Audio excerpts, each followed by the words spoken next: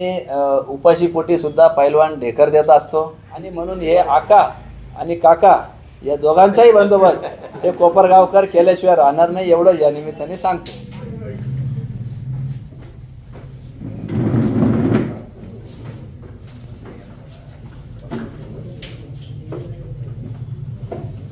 काही राजकीय घडामोडी या ठिकाणी दिवसभरात घडल्या आणि त्यामुळं ही आम्ही पत्रकार परिषद बोलवलेली आहे. खरं तर गेल्या अनेक दिवसांपासून काकासाहेब कोयटे यांच्या संपर्कात मी स्वतः होतो. माजी आमदार कोल्हेताई होत्या. अगदी परवा उमेदवारी जाहीर करायपर्यंत त्याच्या आधी आमची बैठक झाली. सगळे उमेदवार त्यांना सांगण्यात आले. त्यांचेही वॉर्डातले उमेदवार कोण द्यायचे आहे त्यांनी ती अपेक्षा व्यक्त केली आणि त्या दिवशी रात्री आम्ही आमचे 21 उमेदवार त्या ठिकाणी जाहीर केले. अगदी काल परवापर्यंत घरातलं सीट द्यायचं म्हणून त्यांनी खाली वॉर्डामध्ये असा त्यांची सूचना आली होती. त्यामुळे आम्ही ते जाहीरही केलेलं नव्हतं. परंतु त्यांनी दिलेला एक उमेदवार आम्ही जाहीरही केला होता. परंतु अचानक काही तालुक्याबाहेरील शक्ती त्या ठिकाणी सक्रिय झाले आणि नेहमीप्रमाणे आपल्या तालुक्यावर वक्रदृष्टी त्या ठिकाणी पडली आणि आमचा उमेदवार हा कोपरगावात फायनल झाला ना की शेजारच्या तालुक्यात पुण्या मुंबईला जाऊन आमची उमेदवारी फायनल झालेली नाही. आणि कदाचित त्या ठिकाणी माझं वय कमी आहे. काकासाहेब कोयटे हे 76 वय आहे. नगरपालिका पूर्णत्वास जाऊस्तोवर त्यांचं 81 वय राहील. त्यांचा राजकीय अनुभव माझ्यापेक्षा जास्त आहे आणि म्हणून कुठंतरी त्याला राजकीय डावपेच म्हणा किंवा शहकटशहाचं राजकारण म्हणा या ठिकाणी गुरफटून ठेवून अगदी सकाळपर्यंत त्या ठिकाणी कुठलीही कल्पना आमच्याशी महिनोन्महिने चर्चेत असलेल्या काकासाहेब कोयटे यांनी दिली नाही आणि अचानक शहर विकासाचा पुळका त्या ठिकाणी आल्याचं जाणवलं. कारण की मी स्वतः विजन डॉक्युमेंट कसं राहणार आहे त्याचे प्रमुख आपण राहणार आहोत. कशा पद्धतीने कोपरगावला पुढं न्यायचं आहे. त्या ठिकाणी आपल्या त्या ठिकाणी कुंभमेळा होतो आहे. त्यामध्ये बऱ्याच कमी शहरांना मधून नदी जाती. आपल्या दोन्ही बाजूचं सुशोभीकरण कसं करता येईल. प्रत्येक घेतलेला उमेदवार हा कशा पद्धतीने सिलेक्शन केलं. उमेदवार यादी त्यांच्याबरोबर शेअर केलेली होती. परंतु आणि त्याच दिवशी संध्याकाळी उमेदवारी आम्ही जाहीर केली. त्यांच्या सांगण्यावरूनच आम्ही वरचा उमेदवार खालचे सगळे संवादातून आम्ही ती सगळी उमेदवार यादी जाहीर केली. पण कुठंतरी कोपरगाव हितासाठी नव्हे तर व्यक्तिगत स्वार्थासाठी त्या ठिकाणी त्यांनी प्रतारणा केली. आमच्याशी दगाफटका केला. गद्दारी शब्द थोडासा जास्त होईल परंतु त्यांनी अंधारात ठेवून त्या ठिकाणी राजकीय त्यांचं गणित साधण्याचा प्रयत्न या ठिकाणी केविळवाणी प्रयत्न मी म्हणाल. कारण की सकाळी ॲक्शन झाली आणि दुपारनंतर जी काही रिॲक्शन आम्हाला जनतेतून आलेली आहे त्यांनी आम्हाला निश्चितपणाने खात्री पटलेली की आजच आमचा नगराध्यक्षाचा उमेदवार त्या ठिकाणी विजयी झालेला आहे.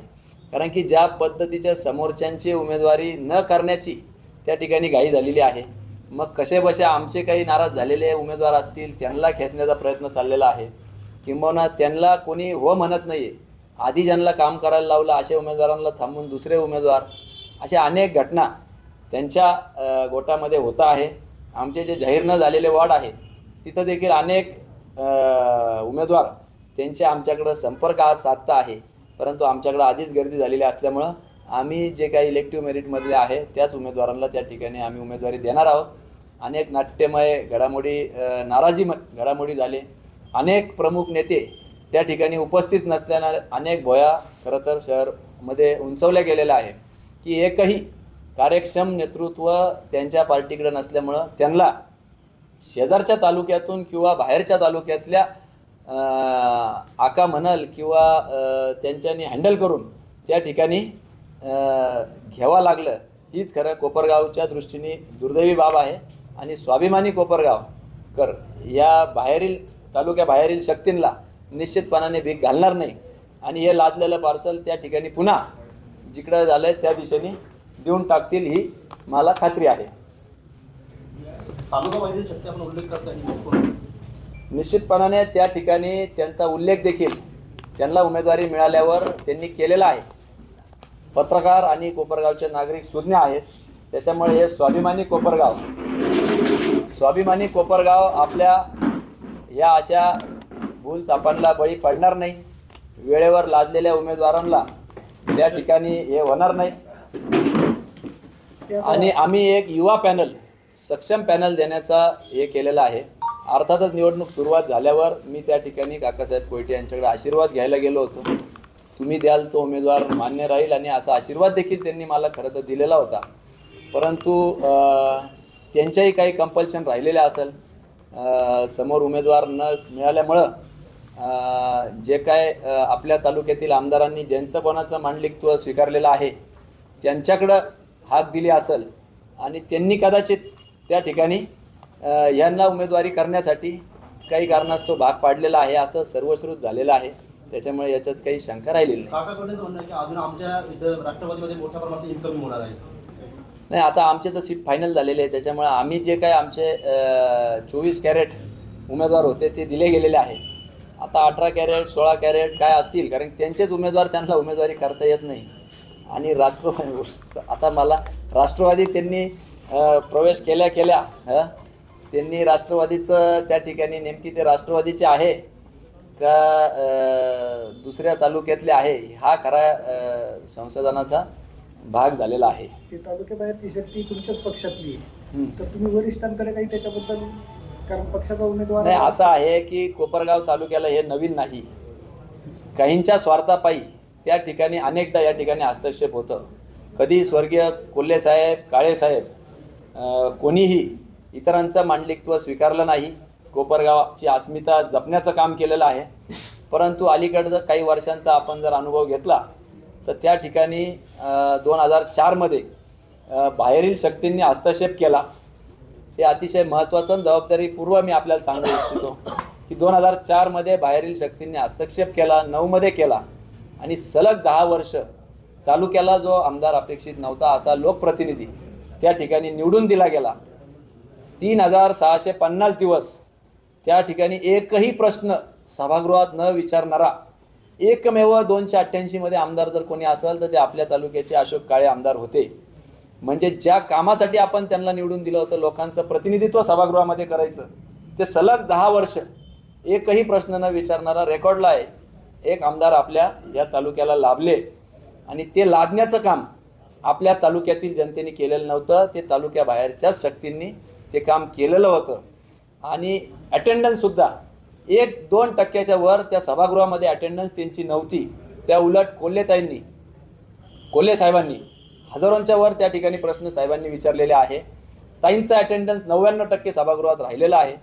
आणि आपण मागच्याच महिन्यात बघितलं की देशाच्या नेतृत्वाने तालुक्यातील इथं नावलौकिक देश पातळीवर झालं. कुठंतरी ते इतर तालुक्याच्या नेतेमंडळीमध्ये खुपलं, आणि त्याचाच भाग म्हणून पुन्हा हा तालुका अधोगतीत गेला पाहिजे, आपली राजकीय अडचण होऊ नये म्हणून काहीतरी कुठंतरी राजकीय, ज्याला आपण हस्तक्षेप आणि डावपेच म्हणतो, याचाच हा परिणाम आहे. माझी आमदार महोदयाला विनंती राहील की तुमच्याही पार्टीत अनेक सक्षम उमेदवार होते. अर्थात काकांच्याही घरामध्ये संदीप कोयटेसारखे युवा उमेदवार होते, जो पूर्ण वेळ देऊ शकतो, या ठिकाणी न्याय देऊ शकतो, वेळप्रसंगी हाकेला ओ देऊ शकतो. त्यांनी त्यांच्या इंटरव्ह्यूमध्ये काकांनी सांगितलं की मी मोठ्या कामांसाठीच फक्त तिकडे जाईल, छोट्या कामांसाठी मी जाणार नाही. इथं गरिबांचे छोटेच कामं त्या ठिकाणी आडलेले आहे, आणि या छोट्याच कामांसाठी हाकेला ओ देणारा माणूस पाहिजे. या ठिकाणी हेलिकॉप्टर पुढारी किंवा राज्य आणि देश पातळीवरचे नेतृत्व करणारे उमेदवार या ठिकाणी लोकांना नको आहे. सर्वसामान्य गोरगरिबांच्या सुखात दुःखात जाणारा, उठणारा, मोटरसायकलीला किक मारून लगेच त्या ठिकाणी हजर होणारा, रात्री 2 वाजता देखील फोन उचलणारा, असा एक कार्यक्षम अनुभवी प्रशासकीय अनुभव असलेला, पूर्ण वेळ देता येणारा असा कार्यकर्ता पाहिजे, ना की एखाद्याचं मांडलिकत्व स्वीकारणारा नगराध्यक्ष जो इतरांना लादायचा आहे. आणि हा राजकीय डाव सुज्ञ नागरिक आणि कोपरगावचे विशेषतः युवा वर्ग जो या ठिकाणी परिवर्तन पाहू इच्छित आहे. कारण की आज आपण बघितलं तर भारतीय जनता पार्टीमध्ये 75च्या वर या ठिकाणी निवडणूक न लढवण्याचा एक धोरण पक्षीय स्तरावर घेतलेलं आहे. त्याचं कारण हे आहे की या ठिकाणी नव्या उमेदीचे, नव्या जोशाचे उमेदवार नव्या संकल्पनेने आधुनिक तंत्रज्ञानाचा वापर करून अधिकचा कार्यक्षम पद्धतीने वेळ देता येतो आणि त्याला न्याय देता येतो त्या पदाला. आणि म्हणून आम्ही देखील आमच्या उमेदवारीमध्ये जवळपास 16 नवीन चेहरे दिलेले 21-20 उमेदवार जे आता जाहीर झालेले आहे आणि त्यातले 7 ते 8 उमेदवार हे अगदी नवीन उमेदवार आहे, युवा उमेदवार आहे. त्याच्यामुळं हा युवा वर्ग या ठिकाणी निश्चितपणाने ती असती पक्षाकडे याची नोंद असती. ज्या काकासाहेब कोयटे यांनी काही महिन्यांपूर्वी अमितभाई शहांबरोबर त्या ठिकाणी निवेदन दिलं, ज्यांच्यामार्फत ज्यांच्या घरी जेवण केलं, तेच आज एका सहपक्षाचे उमेदवार होत आहे. याच्यातच सगळं काही आलेलं आहे. त्याच्यामुळे वेगळं विश्लेषण याचं काही आम्ही करू पाहू इच्छित नाही. त्याच्यामुळं एक आपल्या तालुक्यातील युवा शक्ती पुढं जाताना ज्यांच्या डोळ्यात खुपत आहे त्या सगळ्या शक्ती एकत्रित येऊन त्या ठिकाणी हा तालुक्याचा परिवर्तनाची लाट रोखू पाहत आहे. पण मी त्यांना सांगू इच्छितो की येणाऱ्या 2-3 तारखेला जो काही विजयी गुलाल आहे तो आम्ही घेतल्याशिवाय राहणार नाही. कारण की सकाळच्या ॲक्शनची रिॲक्शन आम्हाला दुपारनंतर यायला लागलेली आहे. आम्ही खरं तर आभार मानू इच्छितो आमदार महोदयांचे की त्यांनी अजून सोपी आम्हाला ही निवडणूक केलेली आहे. त्याच्यामुळे आम्ही निश्चित झालेलो आहे की आता ही विकासाची जी काय परिवर्तनाची लाट ही उफळलेली आहे ही 3 तारखेला निकालालाच या ठिकाणी थांबल्याशिवाय राहणार नाही. ती सोपी झाली असं आमचं म्हणणं आहे. अधिकची सोपी कसा कुठल्याही ॲक्शनला रिॲक्शन येते आणि ती रिॲक्शन यायला आमच्यापर्यंत चालू झालेली आहे. त्याच्यामध्ये ती मात्रही शंका नाही. आम्ही आत्ताच आमच्या 20 उमेदवारांची आढावा घेतलेला आहे आणि अतिशय चांगल्या पद्धतीने ते म्हणता आहे की आमच्यापेक्षाही वरच्या उमेदवाराला 2 मतं तरी होईना आमच्या प्रत्येक प्रभागातून अधिकचे मिळतील अशी खात्री आमच्या स्थानिक खाली उमेदवारांना वाटायला लागलेली आहे. काकांनी देखील असं सांगितलं सकाळी की तुमचा उत्साह पाहता माझी शुगर देखील आता लेवलवर आली आहे. 3 वेळा इंजेक्शन आणि गोळ्या घ्यावा लागतात. नाही, 3 वेळा इन्सुलिनचं इंजेक्शन घ्यावं लागतं असं मीडियाच्या माध्यमातून सांगितलं. शुगरचंही त्यांनी प्रॉब्लेम सांगितला. अर्थातच काकांचं वय 76 असल्यामुळं टर्म संपोस्तर 81 होणार आहे आणि काळानुरूप अशा काही ते आजची नाही, काका 25 वर्षापासून काकांना खरं तर डायबिटीज आहे. त्याच्यामुळं त्याच्यावर मी काय फारसं भाष्य करू इच्छित नाही. परंतु एक युवा कार्यकर्त्याला आशीर्वाद देण्याऐवजी मी आशीर्वाद घेतलेही होते. 3-3, 4-4 तास आमच्या बैठकी झाल्या होत्या. विविध विषयांवर विचारमंथनही झाला होता. उमेदवारी यादीही त्यांना संपूर्ण दाखवूनच त्या ठिकाणी जाहीर केल्यानंतर अचानक रात्रीतून असं काय घडलं की सकाळी मला 8:30ला निरोप आला की अशा पद्धतीच्या घडामोडी कळल्या आणि गेल्या काही दिवसांमध्येच कुठंच विकासाचा कळवळा किंवा काळजी न वाटणाऱ्या काकांना अचानकपणे त्या ठिकाणी काळजी वाटायला लागली आणि त्यांचाच उमेदवार त्यांनी जाहीर करायला लावला. काल परवा आमच्याकडून तो उमेदवारीचं प्रमाणपत्र घेऊन गेला आणि आज लगेच तिकडे उडी घेतली. तर याच्यापेक्षा दुटप्पी भूमिका दुसरी होऊ शकत नाही. आणि 18 दिवस आमचे उमेदवार काही वर्षांचे 9 वर्ष त्याच्या आधी सामाजिक उपक्रमामध्ये किंवा रोज सर्वसामान्यांच्या आज सुभाषनगर जा, संजय नगर जा, गांधीनगर जा किंवा पूर आला, खडकीच्या पुरामध्ये असेल, कुठेही अडीअडचणीच्या वेळेस त्या ठिकाणी ग्राउंडवर उतरून पाण्यात उतरून काम करणारा एक कार्यकर्ता उमेदवार आहे.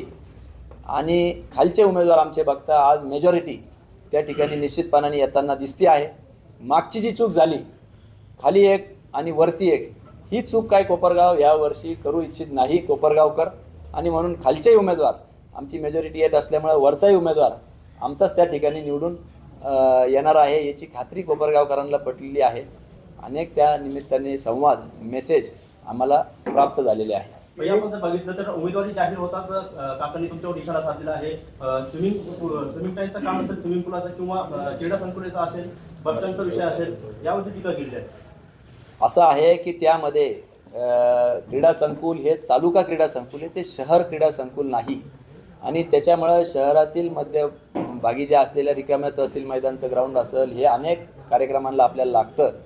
आणि मग एक 400 मीटरचा ऑलिम्पिक साईज जो ट्रॅक असतो तो करण्यासाठी, सिंथेटिक ट्रॅक करण्यासाठी याला जी लागणारी जागा आहे ती स्वर्गीय कोल्हे साहेबांनी त्यावेळेस विनामूल्य त्या ठिकाणी शासनाला दिली. आणि त्यावेळेस शहरालगत किंवा आता तर शहर ग्रामीण भाग जो शहरात झालेला आहे, शहरातच आहे, शहराच्या एका कोपऱ्यात आहे. त्याच्यामुळं त्याच्यात अनेक केसेस झाल्या, सगळं झालं. त्याच्यामध्ये ही तालुका क्रीडा संकुले आजही नगर जिल्ह्यातले सगळे तालुका क्रीडा संकुल आपण बघा, अतिशय दयनीय अवस्था आहे. पत्रे फुटलेले आहे, झुरळं त्या ठिकाणी जाळं झालेलं आहे. आणि आपलं उत्कृष्टपणे सकाळी आपण यावं, त्यांनाही मी आमंत्रण करेल की त्यांनी येऊन समक्ष बघावं की त्या ठिकाणी किती लोक रोज त्या ठिकाणी वेटिंग असते, इतके लोक त्या ठिकाणी बॅडमिंटन वॉकिंगला त्या ठिकाणी येतात. आणि त्याचबरोबर त्यांनी बस स्टँड असेल, नगरपालिका इमारत असेल किंवा तुमची लायब्ररीची वाचनालय असेल, फायर ब्रिगेडची इमारत असेल किंवा त्या ठिकाणी पोलीस स्टेशन असेल, पंचायत समितीची इमारत असेल, या सगळ्या इमारती आदरणीय कोल्हेताईंच्याच कालखंडामध्ये झाल्या. याची त्यांनी कबुली दिली, याचेही मी त्यांचा आभार मानतो. कारण की आपण बस स्टँड त्यावेळेस डागडुजी होत होती, आपण स्वतंत्र बस स्टँडचं नियोजन केलं आणि वेगळ्या पद्धतीने गाळ्यांचं आपण त्या ठिकाणी नियोजन करणार होतो. पण दुर्दैवाने त्या ठिकाणी ताई निवडून आल्या नाही आणि ते काम प्रलंबित राहिलं. त्यांनी जे पाण्याचं त्या ठिकाणी गावगावा केला की पाण्यामुळं त्या ठिकाणी प्रश्न सुटला. 125 कोटी खर्च होऊनही आज त्या ठिकाणी 61 दिवस पाणी ह्या वर्षभरात आलेलं आहे. अजून 10-12 दिवस पुढच्या 2 महिन्यातील म्हणजे 72 दिवस, 365 दिवस घेऊन आणि त्याचा जर खर्च बघितला तर दिवसाचा 1 लाख रुपये नगरपालिकेचा खर्च आहे. या भ्रष्टाचारावर देखील काकांनी लक्ष घालावं. आणि 4 वर्ष ज्या आमदारांच्या ताब्यात ही नगरपालिका होती त्यांनी त्यांना ते प्रश्न करावं आणि स्वतःच आत्मचिंतन करावं, ही माझी मागणी राहील. पहिली तुमची उमेदवारांची यादी आली, त्यामध्ये 21 जागांसाठी उमेदवार जाहीर केले, परंतु एक जागांसाठी जे उमेदवार त्या गटात गेलेले आहे, म्हणजे अजून पुढचे 10 जे जागा आहेत ते उमेदवार किती आपण जाहीर करणार? आम्ही ते उमेदवार आमचे निश्चित झालेले आहे. परंतु अनेक विरोधी पार्टीचे उमेदवार संपर्कात आले, त्यांच्या पायाखालची वाळू सरकल्यामुळं त्यांनी त्या ठिकाणी संपर्क वाढवलेला आहे. प्रवाहाबरोबर शक्यतो उमेदवार जातात आणि अनेकांना हा अचानक लादलेला बाहेरील शक्तीच्या आग्रहास्थ लादलेला उमेदवार हा मान्य नाही. तो उमेदवार सहसा कोणाला सक्रिय नाही, फोनवर अवेलेबल नाही. त्याच्यामुळं अनेकांची भावना दुखावल्या गेलेल्या आहे. अनेकांनी तुम्हाला दिसेल की जे नगरसेवक होते ते सुद्धा पुन्हा निवडणूक लढवण्यामध्ये इच्छुक नाही. आणि येत्या काही 3 दिवसात उमेदवारी अर्ज भरले जाणार आहे. त्याच्यातच दूध का दूध पाणी का पाणी होऊन जाईल. त्याच्यामुळं फार लांब नाही. त्याच्यामुळे ती सगळ्या आमच्याकडे मागणी होती आहे. तर आम्ही साधक बाधक त्याचा विचार करून आम्ही योग्य तो निर्णय घेऊन तिथं सक्षम उमेदवार आम्ही देणार आहोत. काही नाराजांनी तुम्हाला संपर्क केला म्हणताय, तुम्ही पुढील काळामध्ये काही प्रवेश होणार आहे? मी सांगितल्याप्रमाणे की इलेक्टिव्ह मेरिटवर आम्ही त्या ठिकाणी निवडणुका देणार आहोत. अनेकदा नाराजी ही दाखवली जाते असं नाही, कधी ती मतपेटीतूनही दिसती. त्याच्यामुळं सुप्त पद्धतीची जी काय लादल्याचा इफेक्ट त्या ठिकाणी आलेला आहे. जे इच्छुक 4 उमेदवार होते त्यांना देखील न विचारात घेता त्या ठिकाणी बिचारे अनेक दिवसाचे फिरले, ते पळाले, व्हॉट्सअप स्टेटस टाकले, फ्लेक्स लावले. परंतु अचानक त्यांना घरचा रस्ता दाखवल्यामुळं त्यांच्यामध्येही खतखत त्या ठिकाणी मोठ्या प्रमाणात आहे. भैया, याच्या आधी कोपरगावमध्ये जर कोणती पण निवडणूक असायची तर काळे गट असेल किंवा कोल्हे गट, त्याचबरोबर पार्थ एखादा अपक्ष राहायचा. पण आता यावेळेस काळे गट पण आहे, कोल्हे गट पण आहे, त्याचबरोबर शिंदे गट, ठाकरे गट. नाही, तो काळे गट आहे का याच्यावर माझा मूळ आक्षेप आहे, प्रश्न आहे. तो काळे गट नसून तो तालुक्याबाहेरील दुसऱ्या गटाची उमेदवारी फक्त तालुक्यातील नेतृत्व थांबवण्याकरता एक युवा त्या ठिकाणी पुढं जात असलेलं काहींच्या खूपच असल्यामुळं ते आहे. म्हणून मला ते मी काळे गट संबोधित इच्छुक नाही त्या उमेदवाराला. काळे गटाचा उमेदवार नाही येतो. कालपर्यंत ते तुमच्या संपर्कात होते, त्या या काळात त्यांनी कधी इच्छा व्यक्त केली होती का की मला तिकीट हवं? नाही, अजिबात नाही. कुठल्याही पद्धतीचा तसं संवाद केला नाही. प्रभागातली फक्त त्यांनी उमेदवारी त्या ठिकाणी मागितली होती आणि प्रभागात त्यांना त्यांच्या सौभाग्यवती सुहासिनीताई द्यायच्या होत्या. त्यासाठी आम्ही आग्रही होतो की त्यांचा अनुभव निश्चितपणाने सभागृहामध्ये उपयोगी येईल. परंतु त्यांच्या चिरंजीवही देऊ शकले असते, ते त्यांच्या सुनबाई पण होत्या. परंतु या ठिकाणी आता आपण सुज्ञ आहात हं, त्यांनी उमेदवारी करण्याचं ठरवलं याचा अर्थ तुम्ही समजून घ्या. मला उठवलं त्यांनी किंवा अशी थोडीशी अडचण झाली NCPत चाललं. म्हटलं काय म्हणून आम्हालाही तो अंधारात ठेवून मी मगाशी म्हटल्याप्रमाणे कदाचित माझा राजकीय अनुभव तेवढा नाही आहे. मी राजकारणात त्यांच्याच तुलनेने नौका आहे. त्यांचं 76 वय आहे, त्यांचा 50 वर्षाचा राजकीय अनुभव आहे. त्याच्यामुळे त्यांनी कदाचित रात्रीपर्यंत आम्ही जनार्दन कदमशी बोललेलो होतो, त्याच्यावर कुठलीही अशी परिस्थिती नव्हती. तर त्यांनी सकाळी निरोप दिला की जावं लागतं आहे आणि मला वरिष्ठ पातळीवर दुसरेही पदं त्या ठिकाणी दिले तर ते घ्यायचे असतील तर ही उमेदवारी मला करावी लागते. म्हणजे त्यांनी वैयक्तिक स्वार्थासाठी, मी भविष्यात वाटलंच तर ती गोष्ट सांगाल, वैयक्तिक वरती काही विशिष्ट पदं मिळतं आहे म्हणून का होईना ही उमेदवारी करावी लागते असं त्यांनी सांगितलं. काकांचं असं म्हणणं आहे की काळे परिवार कार्यकर्त्यांना मोठा करणार आहे, इतरांना बद्दल मी बोलू शकत नाही. काकांचा जो आरोप हास्यास्पद आहे, जर त्यांनी असं म्हटलं असेल की काळे परिवार कार्यकर्त्यांना मोठा करणारा आहे, ह्या तालुक्याला सर्वश्रुत आहे की स्वर्गीय कोल्हे साहेबांनी आदरणीय काकासाहेब कोयटेंच्या सौभाग्यवती त्या ठिकाणी नगराध्यक्ष म्हणून निवडून देण्याकरता कोल्हे साहेबांनी पुढाकार घेतला होता. ज्या वेळेस ते नगरसेवक झाले त्यावेळेस कोल्हे पार्टीकडूनच झालेले आहे. 2001ला उमेदवारी दिली. त्यांनी सांगितलं काळे साहेबांनी येऊन आमच्या दोघा नवरा बायकोंना हाताला धरून तिथे नेलं अध्यक्ष नाही. आणि उलट त्यांनी अजून एक बाकी सांगितलं की मी दिल्लीच्या एका मोठ्या ज्योतिषाला विचारलं, त्यांनी सांगितलं तुमच्या राजकारणात 50 वर्ष झाल्यानंतर तुम्हाला राजयोग येईल आणि तो काल संपला असं तुम्हाला सांगितलं. ते कदाचित दिल्लीचे ज्योतिष नसतील, ते प्रवराचे ज्योतिष असतील असं माझा समज आहे. आणि आम्ही पोपटावर आणि त्याच्यावर भरोसा ठेवून आम्ही राजकारण करत नाही. आम्ही विकासाचं राजकारण करतो. या गोदावरी तीरावर या कोपरगावचा स्वाभिमान गहाण ठेवणाऱ्यांपैकी आम्ही नाही. प्रवऱ्या तटी जर काही निर्णय होऊन या आमच्या इथं लादण्याचा प्रयत्न होत असेल तर त्याचा कदापि आम्ही सहन करणार नाही. आणि हा हल्ला आणि हे पार्सल आम्ही तेवढ्याच ताकदीने परतावून लादल्याशिवाय राहणार नाही, एवढंच मी या निमित्ताने सांगतो. माझी एक शंका आहे, तुम्ही जे म्हटले ना का काल परवापर्यंत त्याशी बोलत होतो, गेल्या 1-2 वर्षापासून त्याची तयारी चालू होती. तुमच्या चाणक्याला त्या ठिकाणी उपाशीपोटी सुद्धा पैलवान ढेकर देत असतो, जोर बैठका काढत असतो. त्याच्यामुळे आता ऐन निवडणुकीच्या तोंडी 3 दिवस राहिलेला असताना उमेदवार नाही, ही अशी केविलवाणी परिस्थिती आहे. शेवटी रणांगणात तुम्ही जाता तेव्हा महिने तुम्ही तयारी करता. आमचे उमेदवार गेल्या 9 वर्षापासून त्या ठिकाणी गाठीभेटी घेता. आमच्याकडे 1 नाही, आमच्याकडे 2 नाही, 3 नाही, 4 निवडून येणारे क्षमता ठेवणारे उमेदवार आमच्याकडे होते. म्हणजे एकाच एक उमेदवार आमच्याकडे होते.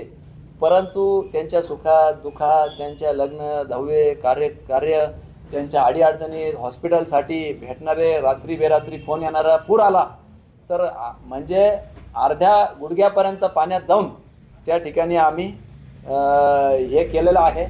आणि म्हणून हे आका आणि काका या दोघांचाही बंदोबस्त हे कोपरगावकर केल्याशिवाय राहणार नाही, एवढं या निमित्ताने सांगतो. अच्छा, हे कळायला 50 वर्ष लागले याचीच मला खंत आहे. आणि निवाऱ्याचा किती विकास झाला आहे हे काही मी वेगळं सांगू इच्छित नाही. अजूनही अनेकांचे उतारे त्याच्यावर बोजे आहे, वेगवेगळे बोजे आहे. आता त्या खोलवर गोष्टींमध्ये मी जाऊ इच्छित नाही. आणि घरापुढचा रस्ता कसा आहे हे काही वेगळं सांगण्याची मला आवश्यकता नाही. हे फक्त त्यांच्या आकांच्या आदेशावरून काका निवडणुकीत उतरलेले आहे, एवढंच मी या निमित्ताने तुम्हाला सांगतो. बऱ्याच हेडिंग तुम्हाला मिळालेल्या, आता तुम्ही कुठली तरी एक छापा द्या, तुम्हाला परत चालू करा तुमचं. खालचा एकही सीट अजून जाहीर नाही आणि 30 पैकी 30 येणार म्हणून सांगून त्या ठिकाणी जाहीर केलेला आहे. हा फाजील आत्मविश्वास आहे. हा फक्त त्या ठिकाणी कुठंतरी कोपरगावकरांनी जे काही निश्चय केलेला आहे की यावेळेस यंदा परिवर्तन हा निश्चित आहे. विकासाची कास कोपरगावकरांनी धरलेली आहे. आम्हाला मिळता प्रतिसाद शेकडो त्या ठिकाणी 81 90 ह्या नंबरवर आम्ही जे काही विजन कोपरगावसाठी मागवलेलं होतं त्याच्यावर रिप्लाय आलेले आहे. 100हून अधिकचे ईमेल कोपरगावमध्ये बाहेर राहणाऱ्या जे आपले कोपरगावचे नागरिक आहेत त्यांच्याकडून आम्हाला प्राप्त झालेले आहे. एक कोपरगावची वेगळी ओळख, धुळगाव आणि खड्डे ही ओळख पुसण्याचं काम गेल्या महिन्यामध्ये संजीवनी उद्योग समूहाच्या माध्यमातून आम्ही CBG प्लांट उघडून देशाच्या नेतृत्वाने कोल्ह्यांचं कौतुक केलेलं आहे. आणि तोच विजन आम्ही घेऊन या कोपरगाव नगरपालिकेमध्ये वेगवेगळ्या नाविन्यपूर्ण या ठिकाणी उपाययोजना आम्ही घेऊन येणार आहे. त्याच्यामुळे ते खुपलेलं आहे आणि म्हणून हा सगळा खटाटोप चालू आहे, एवढंच सांगतो. लढाई नगरपालिकेची राहिलेली नाही. ही आपल्या कोपरगावच्या स्वाभिमानी कोपरगाव विरुद्ध तालुक्याबाहेरील काही शक्तींची झालेली आहे. आणि त्यामध्ये दुर्दैवाने आपल्या तालुक्यातील आमदारांनी त्यांचं मांडलिकत्व स्वीकारलेलं आहे. त्यांचे वर्षानुवर्ष काम करणारे, धावपळ करणारे, त्यांच्यासाठी लाठ्याकाठ्या किंवा धावून जाणारे अशा कार्यकर्त्यांना घरचा रस्ता दाखवलेला आहे. आणि दुसऱ्यांना लाजण्याचं पाप या ठिकाणी आमदारांनी केलेलं आहे. अशा अन्याय झालेल्या लोकांना तुम्ही तुमच्याकडे आले तर घेणार का? नाही, आता आमची डिक्लेअर झाले ना आमचे उमेदवार, आता कुठं कुठे घ्या ते तिथंच राहून आमचं काम करणार एवढंच सांगतो. ही संस्कृती कोल्हे कुटुंबाची नाही, त्या घरचे ठेवून बाहेरच्यांना द्यायचं. बरोबर आहे. हा सांगितलं इन्कमिंग येणार म्हणून आपल्याकडून पण काय आहे हा